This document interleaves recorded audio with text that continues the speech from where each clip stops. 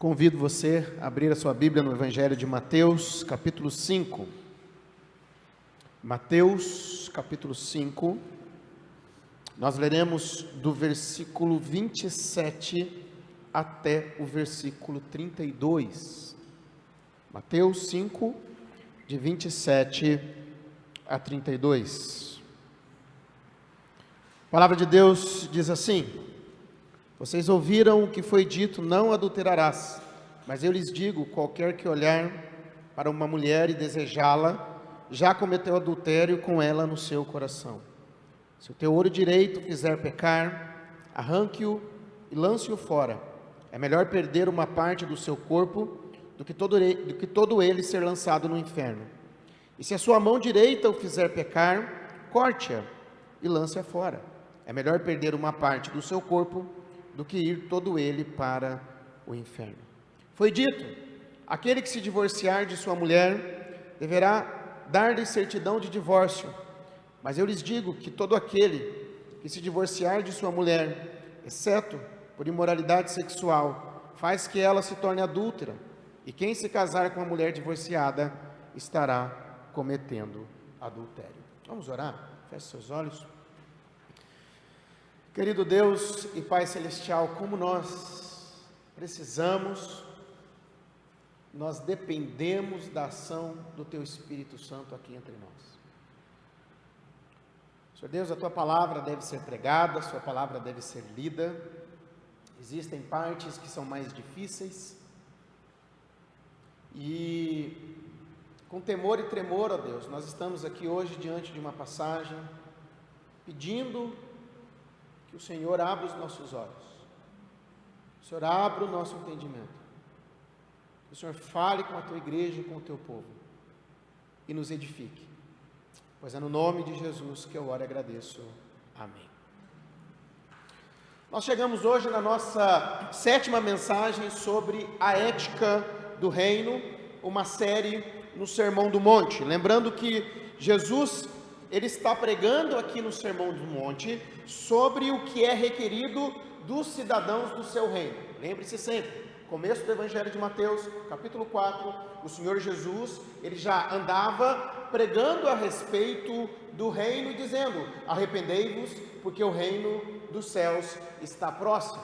Então, quando Jesus começa o Sermão do Monte, Jesus ele fala sobre a ética do cidadão que pertence ao seu reino. Na última mensagem, desde a última mensagem, nós estamos vendo Jesus contrastar os seus ensinos com 6 interpretações equivocadas da lei pelos fariseus e mestres da lei. Por 6 vezes Jesus vai dizer assim, vocês ouviram o que foi dito? 6 vezes. Se você continuar aqui no capítulo 5, vocês ouviram o que foi dito, e ele vai dizer: eu lhes digo. Eu lhes digo. A princípio, aqui quando você lê assim, parece que Jesus está indo contra o ensinamento do Antigo Testamento, mas não é isso que está acontecendo. A questão, como já dissemos na semana passada, os fariseus e doutores da lei, eles consideravam que certas tradições orais que eles tinham a mesma autoridade que a própria Escritura. Então, eles defendiam isso fortemente. Então, eles pegavam um texto bíblico e eles colocavam alguma tradição a mais e defendia isso fortemente. E isso era pesado para o povo. E Jesus, aqui, ele tem 2 interesses: derrubar tradições incorretas, aqui dos fariseus e mestres da lei, e também com a sua autoridade de Deus, que ele é, do Messias, indicar a verdadeira direção para a qual o Antigo Testamento apontava. Então Jesus, ele faz uma interpretação profunda e correta a respeito do Antigo Testamento. Na última mensagem, nós vimos sobre homicídio sem arma. É aquele, Jesus vai falar, vocês ouviram o que foi dito, não matarás, eu porém vos digo que se irá contra o seu irmão, já o assassinou no seu coração. Nós vimos sobre homicídio sem arma, e hoje nós vamos estudar a respeito de uma questão, de algo de suma importância para todos nós, que é sobre a pureza sexual divórcio no casamento. Gente, eu digo isso para vocês. Eu faço isso, eu leio esse texto com temor e tremor. Né? Alguém me disse essa semana, falou, pastor, por que você não pula? Eu falei, eu não posso. O próprio apóstolo Paulo disse que ele pregou todos os desígnios da palavra de Deus a respeito do assunto. E nós precisamos ler e entender o que Jesus diz a respeito de assuntos difíceis, assuntos complicados e que muitas vezes eles vão contra aquilo que nós pensamos. Por isso, num espírito de oração, ore, peça para que o Espírito Santo fale com você hoje e que você saia daqui edificado pela palavra de Deus. E a primeira lição é o que nós chamamos de adultério no coração. Semana passada nós falamos sobre homicídio sem arma e hoje nós vamos falar sobre adultério no coração. Olha Mateus, o versículo 27 ao versículo 30, vamos ler mais uma vez. Vocês ouviram o que foi dito, não adulterarás. Mas eu lhes digo, qualquer que olhar para uma mulher para desejá-la, já cometeu adultério com ela no seu coração. Se o seu olho direito o fizer pecar, arranque-o e lance-o fora. É melhor perder uma parte do seu corpo do que todo ele lançado no inferno. E se a sua mão direita o fizer pecar, corte-a e lance-a fora. É melhor perder uma parte do seu corpo do que ir todo ele para o inferno. Jesus aqui agora, ele vai contra os ensinamentos que os mestres da lei e os fariseus ensinavam a respeito do adultério.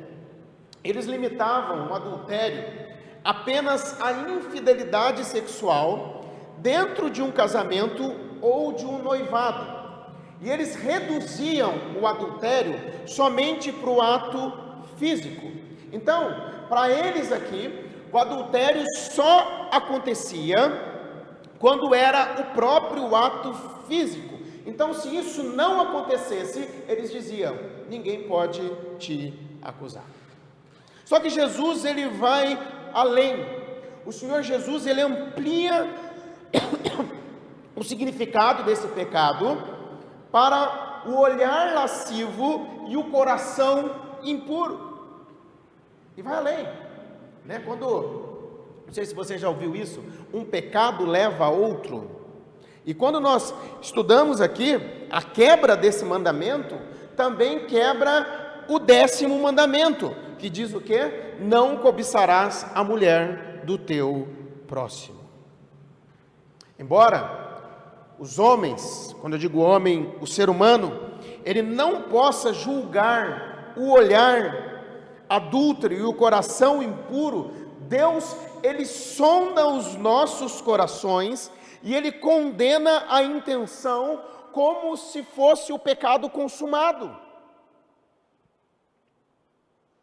Não basta ir para a cama do adultério para quebrar o 7º mandamento.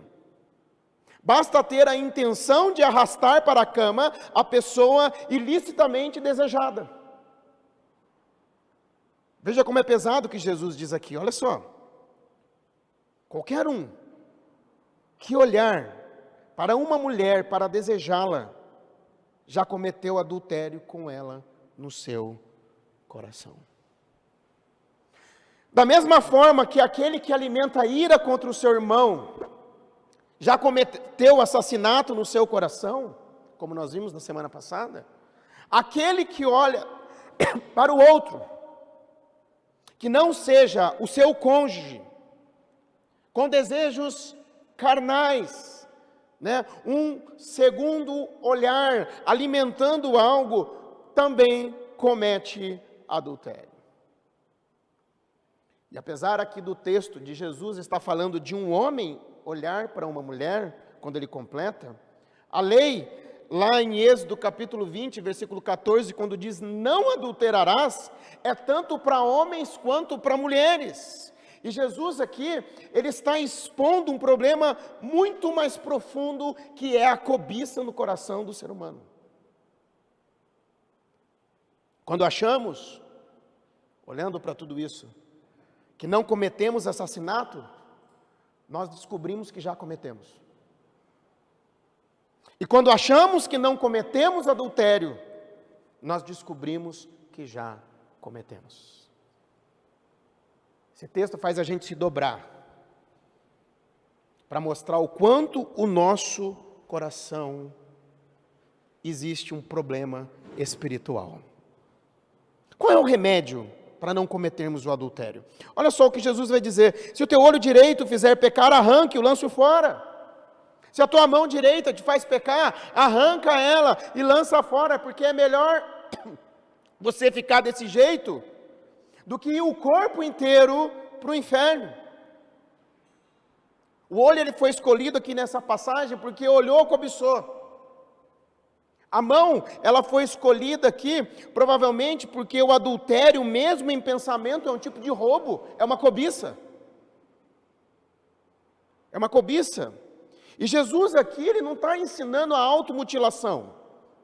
Existiram alguns pais da igreja que entenderam isso, mas não é isso. Ele não está ensinando a automutilação. Puxa, eu não consigo, eu vou furar os meus olhos, eu vou arrancar as minhas mãos e eu vou ficar dessa maneira. Não é isso que Jesus está ensinando aqui. Mas Jesus ele está usando uma hipérbole bem vívida para demonstrar a seriedade desse pecado. Ele está nos ensinando a lidar com o pecado radicalmente. Nós não devemos flertar com o pecado. Nós não podemos fazer concessões do de vez em quando. Não pode existir isso com relação ao pecado. E o sentido geral da passagem é preciso agir de forma drástica a fim de livrar-se de tudo quanto no curso natural dos acontecimentos te leva a pecar. Uma vida cristã, uma vida limitada, mas moralmente sadia, guardem isso. Uma vida limitada, mas moralmente sadia, é melhor do que uma vida mais ampla, mas moralmente depravada. A vida cristã, ela é uma vida de autonegação. De autonegação, foi o que Jesus disse lá em Lucas capítulo 9, versículo 23, se alguém quiser acompanhar-me, negue-se a si mesmo, tome diariamente a sua cruz e siga-me. É uma vida de autonegação, de dizer não. É melhor a negação, uma vida limitada, do que um corpo inteiro no inferno. Queridos, o pecado do adultério, ele é facilmente cometido por nós. O nosso coração, diz lá em Jeremias capítulo 19, versículo 9 e versículo 10, ele é desesperadamente corrupto. Eu não creio que nós pecamos porque o outro nos faz pecar. Nós pecamos porque o nosso coração é sujo. Não é o que entra, mas é o que sai que contamina. O Senhor Jesus disse isso, e quando Jesus faz essa lista, está entre as coisas lá o adultério. Nosso coração é desesperadamente corrupto, mas nos dias de hoje parece pior, devido às mídias, literatura, programas, filmes e internet. Estava lendo essa semana que só nesse período de pandemia, o acesso a sites pornográficos cresceu 600%. E não sei se você sabia também, mas o Brasil, juntamente com as Filipinas, é o país em que as mulheres mais acessam pornografia no mundo. E segundo os dados são 65% dos acessos no Brasil são de homens e 35% acesso de mulheres. E tudo isso hoje se encontra na palma da nossa mão, no celular. Por isso, se o teu olho te faz pecar, não fuja, não olhe. Faça como Jó. Jó 31, versículo 1, ele diz assim: fiz acordo com os meus olhos de não olhar com cobiça para as moças. Se a tua mão te faz pecar, não busque, não toque. É necessário uma ação radical. Não sei se vocês já assistiram um filme Prova de Fogo. No filme A Prova de Fogo, o rapaz ele é viciado em pornografia E a forma que ele viu é que ele pegou um taco de beisebol e quebrou o computador dele. Todinho. Uma ação radical. Muitas vezes é necessário uma ação radical. Olha só, abrindo um pouco mais sobre o que o Catecismo Maior de Westminster ele fala a respeito do sétimo mandamento. Ele diz o seguinte: quais são os deveres exigidos no sétimo mandamento? Para a gente abrir o leque. Os deveres exigidos do sétimo mandamento são castidade no corpo, na mente, afeições, palavras e comportamento. É a preservação dela em nós mesmos e nos outros, a vigilância sobre os olhos e todos os sentidos, a temperança, a conservação da sociedade de pessoas castas, a modéstia no vestiário. Com todo respeito, mulheres, moças, quando vocês se vestem para quem ver?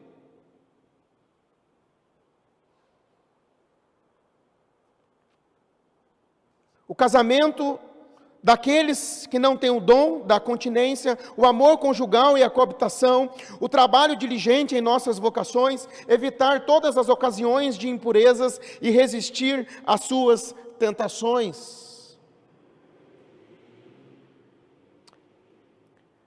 Quando a gente olha para a palavra de Deus, é preciso fazer com que a nossa natureza terrena, ela morra. Olha o que diz Colossenses 3, versículo 5, diz assim: assim façam morrer tudo o que pertence à natureza terrena de vocês, imoralidade sexual, impureza, paixão, desejos maus e a ganância que é idolatria.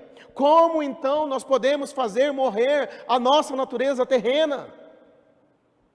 Eu gosto muito de Tito 2, a partir do versículo 11, diz assim: porque a graça de Deus se manifestou salvadora a todos os homens. Está falando de graça, e essa manifestação aqui é Cristo, né? Porque a graça de Deus se manifestou salvadora a todos os homens, e olha só, ela nos ensina a renunciar à impiedade e às paixões mundanas.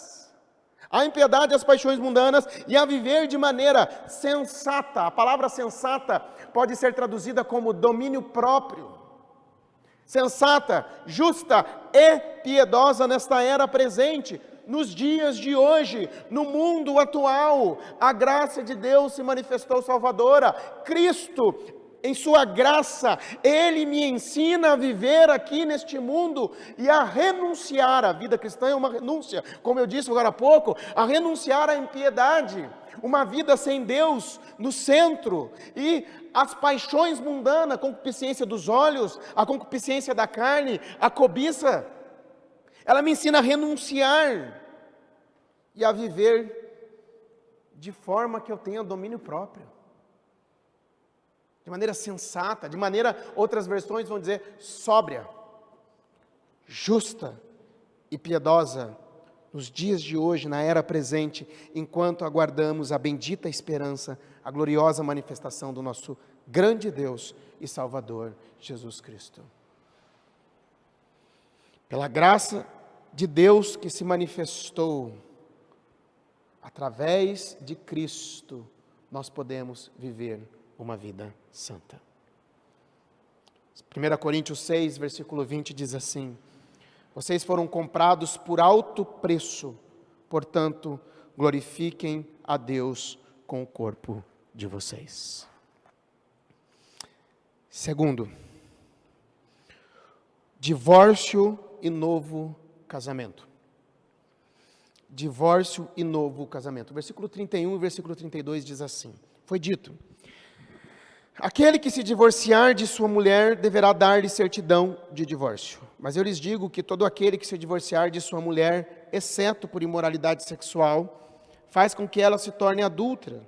E quem se casar com a mulher divorciada estará cometendo adultério. A discussão sobre adultério e pureza leva naturalmente aqui a questão do divórcio. Jesus agora passa a discutir sobre a interpretação aqui que os fariseus e os mestres da lei davam a Deuteronômio 24, de 1 a 4. Nós não vamos ler agora, né? Que lá fala a respeito se o homem encontrar alguma impureza na sua esposa, ou algo que não lhe agradasse, ligado à impureza, ele podia dar carta de divórcio para ela, e ela podia se casar novamente. Ela podia se casar novamente. É isso que está dizendo lá em Deuteronômio, capítulo 24. Só que naquela época, existiam duas escolas rabínicas a respeito desse assunto. A primeira escola é chamada de escola Shammai. O que eles interpretavam? Eles interpretavam o seguinte, que Jesus, ele podia dar carta de divórcio, que Jesus não, que o marido, que o marido podia dar carta de divórcio para a esposa, se ele encontrasse nela algum comportamento indecente ou alguma imoralidade sexual. Só que existia uma escola chamada de Hillel, e eles focavam no seguinte, se ela não for agradável aos seus olhos, eles usavam esse aqui que está lá no texto, eles defendiam que o homem podia se divorciar da sua mulher por várias razões, e até por motivos fúteis. Por exemplo, se uma mulher não cozinhasse bem, ele podia mandá-la embora e dar carta de divórcio. Gente, isso não é exagero. É isso que acontecia naquela época. Então, qual vocês acham que era a escola mais famosa entre os fariseus e mestres da lei? A escola Hillel, que dizia que o homem podia dar carta de divórcio à mulher por qualquer motivo. E aqui no Sermão do Monte, Jesus, ele cita Deuteronômio 34, não para contradizer, mas para ir contra os mestres da lei, fariseus, que ensinavam que o homem podia se divorciar da sua mulher por qualquer motivo. Então Jesus, ele está mostrando a verdadeira interpretação do texto. No capítulo 19, ele também é interrogado pelos fariseus. No capítulo 19 de Mateus. E eles perguntam para ele se era lícito dar carta de divórcio à esposa por qualquer motivo. Vamos ler para a gente entender um pouco mais. Mateus capítulo 19, a partir do versículo 3. Mateus 19, a partir do versículo 3.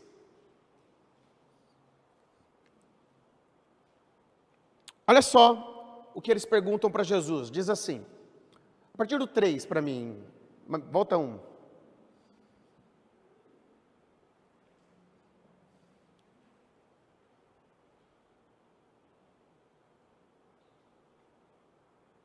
Deu chute.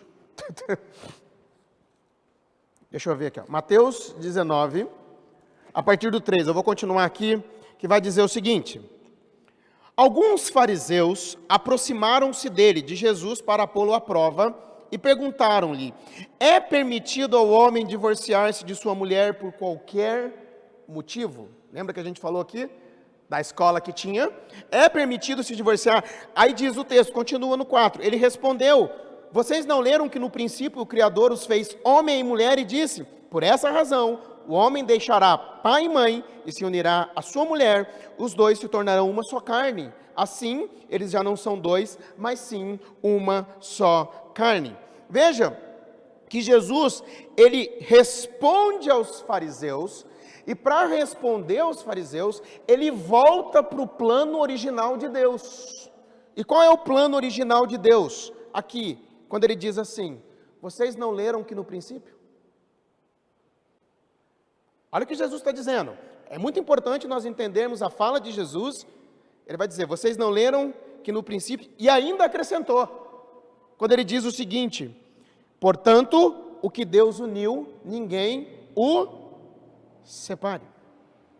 Então, o plano original de Deus é que não houvesse divórcio. Nós precisamos entender isso.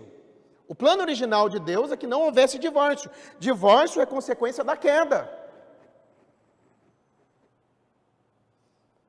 E a palavra diz que Deus odeia o divórcio.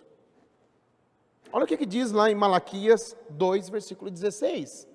Diz assim, só a primeira parte, eu odeio o divórcio, diz o Senhor, o Deus de Israel. No princípio, não foi assim que Deus criou. O que Deus uniu, não separe o homem. Deus odeia o divórcio. Então por que o divórcio existe? Jesus responde, versículo 8, olha o que diz. Respondeu Jesus: Moisés lhes permitiu divorciar-se de suas mulheres por causa da dureza do coração de vocês. Olha o que Jesus fala de novo. Mas não foi assim desde o princípio. O divórcio, ele só existe por causa da dureza do coração do homem.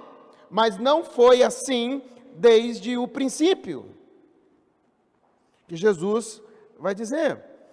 E aqui no texto de Mateus 5, 31 e 32 que nós lemos, o nosso texto principal, Jesus ele esclarece as ideias erradas e mostra para qual direção o Antigo Testamento estava apontando. O que ele vai dizer aqui? Voltando para Mateus 5.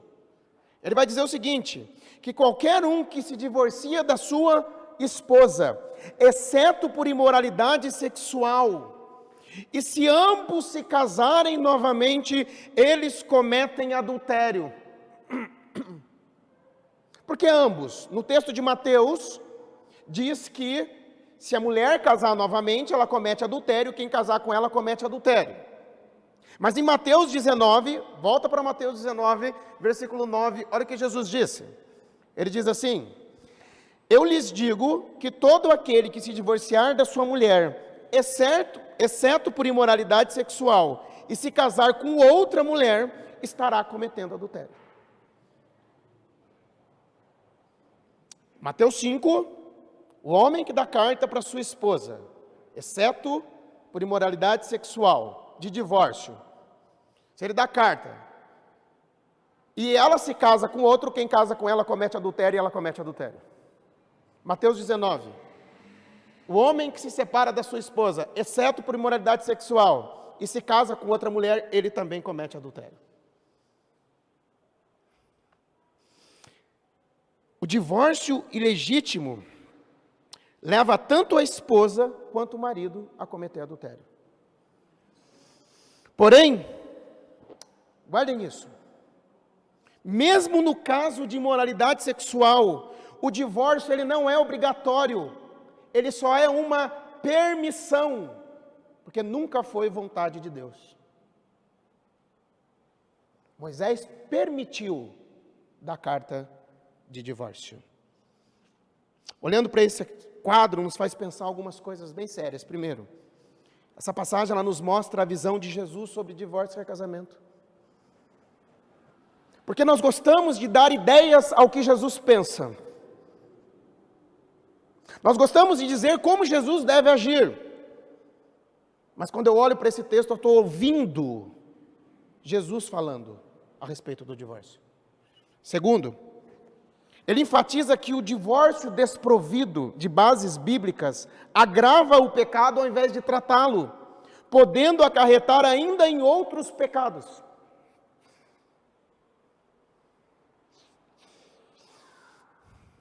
Existe mais um motivo. Eu não ia entrar, mas eu preciso, porque senão muita gente pode ficar confuso. Mais um motivo que a Bíblia fala a respeito de divórcio em que o outro pode se casar. É quando o descrente abandona o lar. Somente assim o outro tem a permissão. Olha o que diz 1 Coríntios 7, de 10 a 15. Diz assim: olha só, aos casados dou este mandamento, não eu, mas o Senhor, que a esposa não se separe do seu marido. Está falando para crente aqui, tá? Está falando para crente, que a esposa não se separe do seu marido. Mas se o fizer, se uma esposa quiser se separar do seu marido, mas se o fizer, que permaneça sem se casar, ou então reconcilie com o seu marido. E o marido não se divorcie da sua mulher. Aos outros eu digo isto, e não o Senhor. Se um irmão tem uma mulher descrente, e ela se dispõe a viver com ele, não se divorcie dela. E se uma mulher tem marido descrente, e ele se dispõe a viver com ela, não se divorcie dele. Pois o marido descrente é santificado por meio da mulher, e a mulher descrente é santificada por meio do marido. Se assim não fosse, seus filhos seriam impuros, mas agora são santos. Todavia, se o descrente separar-se, que se separe. Em tais casos, o irmão ou a irmã não fica debaixo de servidão. Deus nos chamou para vivermos em paz. Então, mais um caso é somente quando o outro não cristão abandona o lar. A Confissão de Fé de Westminster, ela chama esse abandono de uma deserção obstinada, ou seja, é quando uma pessoa sai de casa e já fizemos de tudo para restaurar o casamento. Sabe quando faz de tudo? Vem a igreja, vem o governo, vem a autoridade, o magistrado civil, tentando remediar, mas não tem remédio. Aí o divórcio é permitido e o novo casamento. Gente, como nossa geração precisa ser confrontada com tais exigências? Para vocês terem uma ideia, a lei do divórcio chegou no Brasil no dia 26 de dezembro de 1977. E segundo o IBGE, no ano de 1984, registrou-se no Brasil 30,8 mil divórcios. 1984. Já em 2014, sendo apenas 30 anos depois, o número de divórcios cresceu para 341,1 mil divórcios no Brasil. Eu sou de São José dos Campos. A minha cidade, São José dos Campos, tem em torno de 700 mil habitantes. É uma cidade grande. 700 mil habitantes. É uma população de São José inteiro, porque aqui é o casal. 341 mil casamentos desfeitos. Já se fala na cultura do divórcio, ou seja, as pessoas elas se divorciam com extrema facilidade, ou seja, por qualquer razão. Lembra que a gente viu? É lícito dar carta de divórcio por qualquer razão, e hoje em dia, por qualquer razão, as pessoas estão divorciando. Apesar que estipula-se que 60% dos divórcios que acontecem é por causa de adultério. Tem outros problemas, mas por qualquer razão. Eu não sei qual o seu estado civil, os que estão ouvindo, de outros que estão aqui hoje, mas nós podemos tirar algumas lições. Aqui. Primeiro, se você ainda não se casou, saiba que o casamento é uma aliança. É um vínculo sagrado, porque o que Deus uniu. É um vínculo sagrado o casamento, o que Deus uniu. É uma aliança indissolúvel. Então prepare-se para o casamento. Ore pela pessoa certa, porque tudo começa no namoro. Ore pela pessoa certa, que Deus esteja presente no namoro. Que o namoro seja um namoro de um levar o outro para mais perto de Deus.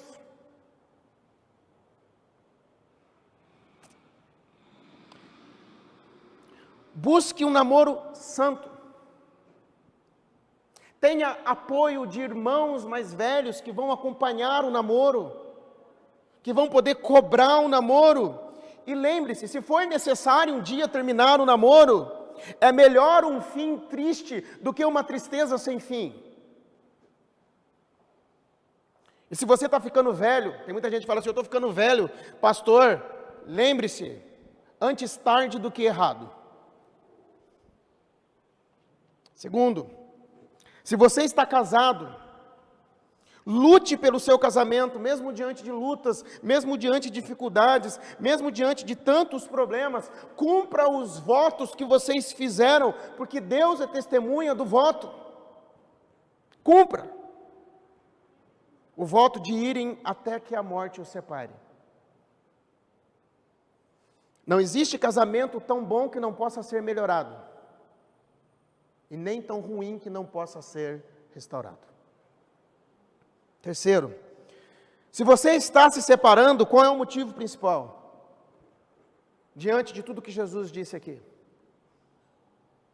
Qual é o motivo principal? Você já tentou a reconciliação? Você tem buscado o perdão de Deus e o perdão mútuo? Muitos casamentos já foram restaurados, mesmo quando houve imoralidade sexual, Deus pode restaurar. Terceiro, quarto, se você já se separou e se casou novamente, mas a separação não foi por motivo legítimo, busque o perdão de Deus e agora cumpra os votos com o seu cônjuge. Porque esse voto também foram votos verdadeiros, esse casamento também é um casamento legítimo, que pode ser purificado pelo sangue de Cristo e santificado por Deus. Há muitos casamentos que em sua origem, eles não foram casamentos corretos, mas hoje são casamentos piedosos, casamentos limpos e casamentos santos. Mas eu tenho certeza que essas pessoas também podem falar a respeito de cicatrizes que elas carregam. Se você se separou, está solteiro, mas a separação não foi por motivos legítimos, e o casamento não tem mais retorno, procure continuar como está, usufruindo da presença e da suficiência de Cristo e a companhia da família da fé. Em todos os casos, nós precisamos de Cristo. Precisamos de Cristo antes do casamento, para nos ajudar na nossa pureza, tanto na solteirice quanto no namoro.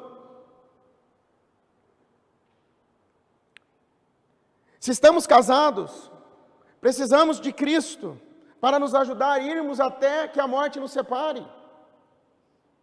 Se o casamento está em crise, Cristo pode consertar o casamento. Se houve separação por motivos ilícitos, Cristo pode perdoar e lhe ajudar agora também na caminhada.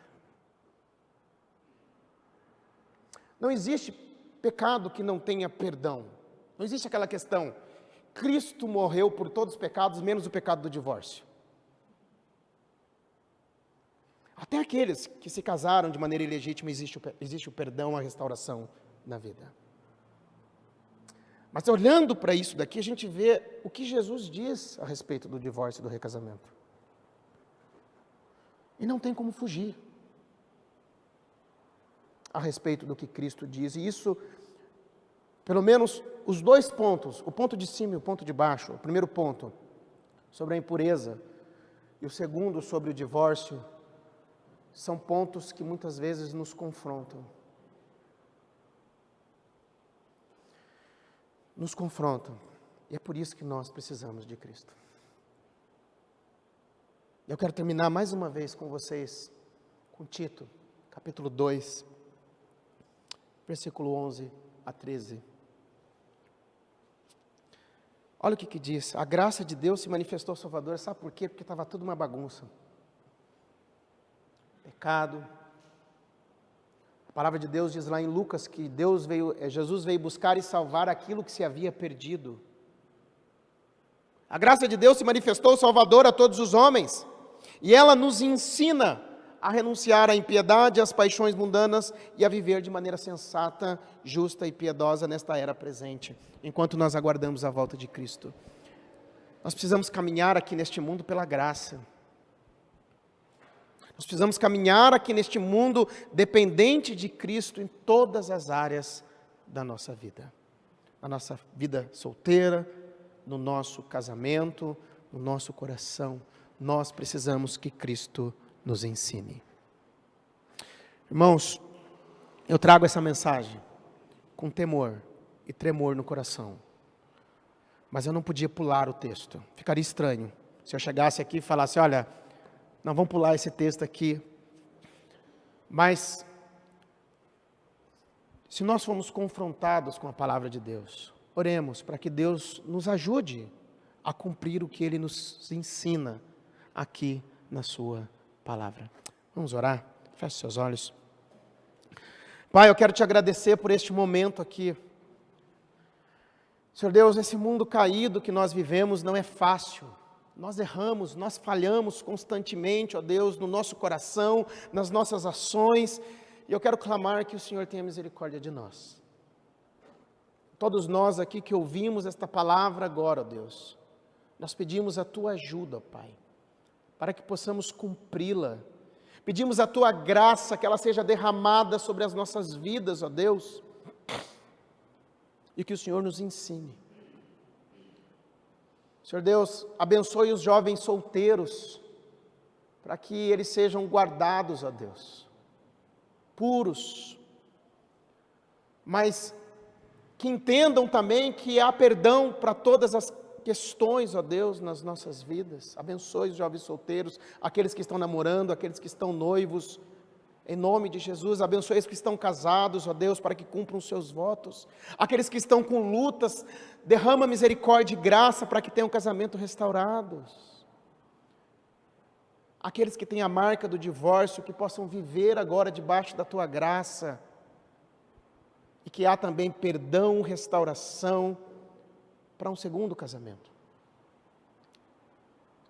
Aqueles que estão solteiros, ó Deus, que estão divorciados e sozinhos, por tantos motivos, que o Senhor abençoe esses também, ó Deus.